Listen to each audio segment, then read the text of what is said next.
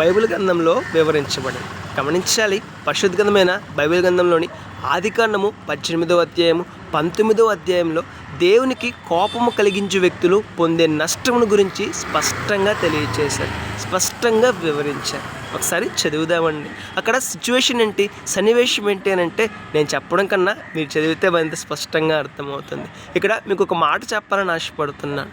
మానవులకు కోపం కలిగిస్తేనే గొప్ప నష్టం పొందుకుంటాం, మరి దేవునికి కోపం కలిగిస్తే పొందే నష్టము ఇంకెంత గొప్పగా ఉంటుంది. ఒకసారి ఆలోచన చేద్దాం. మన ప్రవర్తన ద్వారా, మన ఆలోచన ద్వారా, మన ఉద్దేశాల ద్వారా, మన యొక్క జీవితం ద్వారా దేవునికి కోపమును కలిగిస్తున్నామా, దేవునికి సంతోషమును కలిగిస్తున్నామా?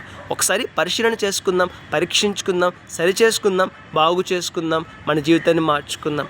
దేవునికి కోపము కలిగించే వ్యక్తులు పొందే నష్టము వర్ణించలేనిదండి. అంత గొప్ప నష్టాన్ని పొందుకుంటారు. అక్కడ జరిగిన విషయం మనకు చదివితే స్పష్టంగా అర్థమవుతుంది.